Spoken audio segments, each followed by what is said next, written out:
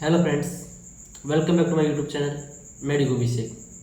Guys, आज अपन बात करने वाले हैं सब कुछ related veterinary and animal husbandry की काउंसलिंग जो होती है, विषय जो अपनी ऑल इंडिया कोटा 15% जो काउंसलिंग कराती है, उसकी सारी बातें मैं इस वीडियो में आपसे डिस्कस करने वाला हूँ। इसके लिए आप वीडियो में लास्ट तक बने रहिए और आगे भी ऐसी जानकारी के लिए चैनल को सब्सक्राइब कर लिए, ज़्यादा से ज़्यादा दोस्तों में शेयर करें, क्योंकि अभी वेटनरी की काउंसलिंग स्टार्ट हुई है। आगे क्या क्या प्रोसेस में ये जाने वाली है, इसका पूरा डिस्कशन, आगे सारी अपडेट्स इस यूट्यूब चैनल पर प्रोवाइड करते रहेंगे हम। इसके लिए आपसे बने रहे। उससे पहले मैं डिस्कस कर लूँ हमारा vet counselling programme veterinary counselling के लिए आपकी all India quota plus state quota. अब स्टेट कोटा में भी कुछ स्टेट्स जो है अपने नीट के थ्रू नहीं करवाते, कुछ नीट के थ्रू करवाते हैं, तो सब कुछ हमारा आपके ओनली 999 फीस में इंक्लूड रहेगा। उसके लिए जो आपको व्हाट्सअप नंबर शो हो रहा है, इस पर आप मैसेज कर सकते हैं। साथ ही साथ आप टेलीग्राम ग्रुप मेडिको अभिषेक ज्वाइन कर लीजिए, लिंक आपको उसकी डिस्क्रिप्शन में मिल जाएगी। ओके, और आपका इंस्टाग्राम मेडिको अभिषेक 29, उसकी लिंक भी आपको डिस्क्रिप्शन मिल जाएगी। वहाँ भी आपको कोई क्वेरी हो DM आप कर सकते हैं, वहाँ भी आपको सारी जानकारी प्रोवाइड कर दी जाएगी।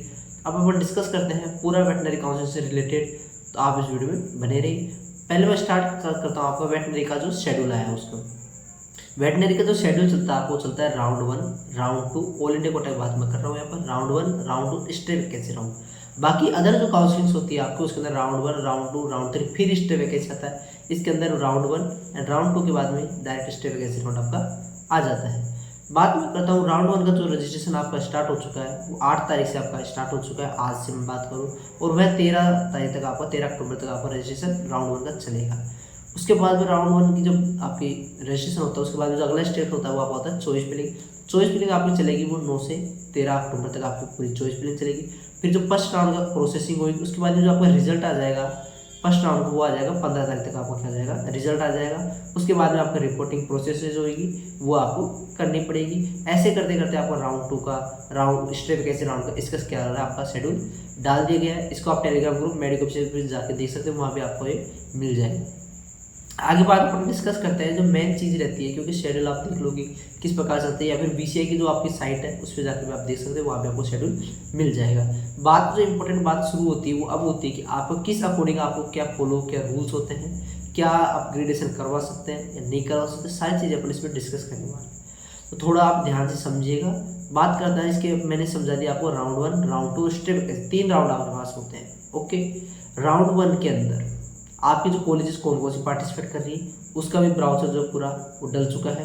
आप मेडिको अभिषेक टेलीग्राम ग्रुप है, उस पर आप जाके देख सकते हो कौन कौन सी मेडिकल कॉलेज प्राइवेट है, कौन कौन सी गवर्नमेंट, वो सब कुछ आपको प्रोवाइड कर दी जा रही है।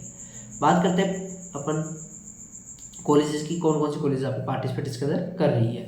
ओके, तो राउंड 1 होता है आपका, राउंड 2 होता है, स्टेप कैसे राउंड आपका होता है। ओके, अगर आपको राउंड 1 में आपको रजिस्ट्रेशन किया, चॉइस फिलिंग की, आपको अगर सीट अलॉट होती है राउंड 1 में, तो इसके अंदर जैसे वो अदर काउंसलिंग में राउंड में M2 में अपन ज्वाइन करना नेसेसरी होता है, वैसे वेटनरी काउंसलिंग में राउंड 1 में आप अगर फर्दर राउंड में पार्टिसिपेट करना चाहते हो तो आपको राउंड 1 में ज्वाइन करना पड़ेगा।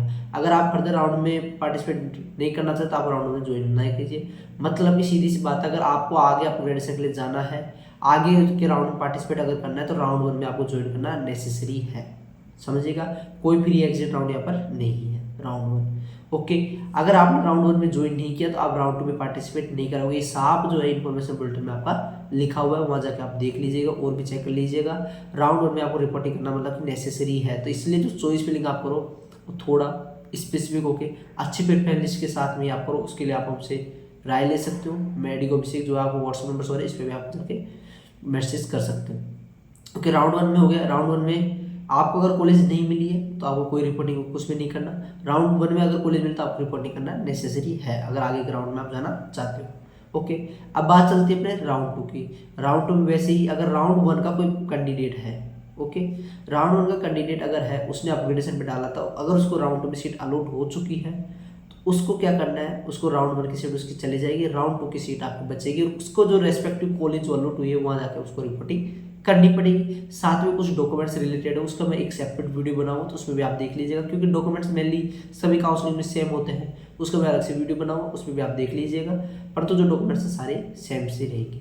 राउंड 2 के अंदर किसी को अगर फ्रेश अलॉट हुई है, लेकिन राउंड 1 में किसी को नहीं मिलती, राउंड 2 में अगर मिली है तो उसको जो राउंड 2 में जो अलॉटेड कॉलेज है उस कॉलेज में आपको जाना पड़ेगा वर्चुअली, और वहाँ जाके आपको पूरी जो आपकी रिपोर्टिंग प्रोसेस करनी पड़ेगी।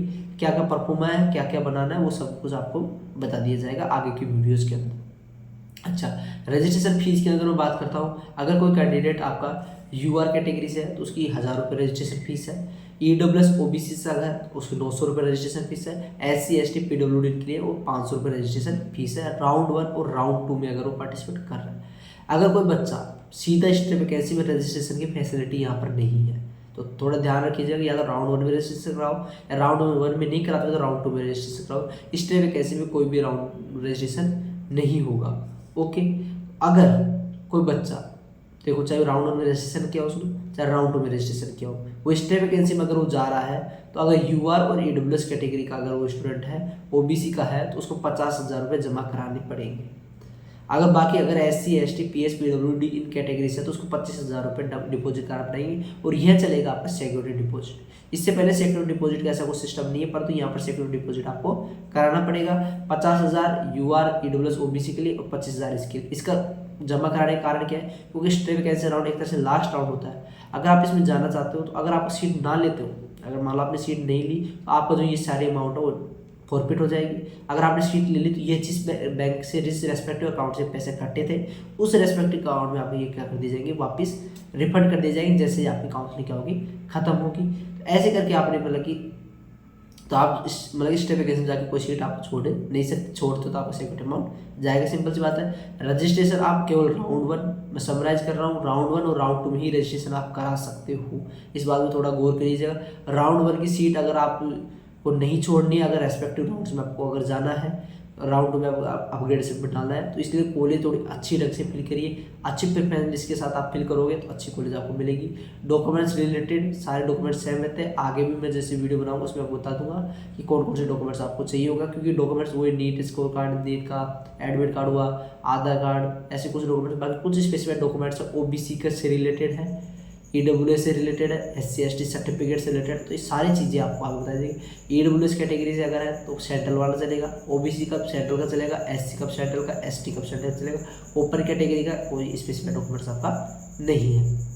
ऐसे करते हुए जो आपको राउंड 1 खत्म हो जाएगा, राउंड 1 खत्म होने के बाद पूरा जो शेड्यूल हो जाएगा, उसके बाद राउंड 2 का शेड्यूल आप देखोगे उसके अकॉर्डिंग हो जाएगा। स्टेप शेड्यूल जो प्रॉपर चलता है, शेड्यूल के अंदर आपको कुछ देखने की जरूरत नहीं, शेड्यूल आराम से चलता रहेगा। वीसीआई की जो साइट है उस पर विजिट कर दीजिए, उसमें पूरी कॉलेज की डिटेल्स, कॉलेज की फीस से रिलेटेड डिटेल्स सब कुछ आपको वहाँ पर प्रोवाइड मिलेगा। फिर भी कोई भी क्यूरी है कमेंट बॉक्स में पूछिए, मैं आपको रिप्लाई जरूर दूंगा। साथ ही साथ मेडिकल से जुड़ लीजिए, क्योंकि पेड काउंसलिंग, क्योंकि वीसीआई की जो काउंसलिंग आप देखोगे इसके लिए आपको थोड़ा काउंसलर्स भी कमी मिलती है।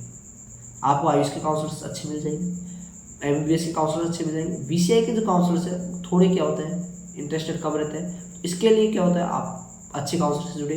बाकी कोई भी दिक्कत हो आपको व्हाट्सएप नंबर पे आप मैसेज कर सकते हो, वहाँ भी सारी क्यूरी आपको समझा दी जाएगी। मैंने ये सारे वीसीआई के लिए बता दें, क्योंकि वीसीआई की फीस रिलेटेड डिटेल्स आपको चेक करनी है, प्राइवेट कॉलेजेस की क्या फीस डिटेल्स है, सब कुछ आपको अगर जानना है तो टेलीग्राम से जुड़े रहिए। टेलीग्राम की लिंक आपको डिस्क्रिप्शन में मिल जाएगी। धन्यवाद जुड़ने के लिए, आपका दिन शुभ रहे। चैनल को सब्सक्राइब कर लें।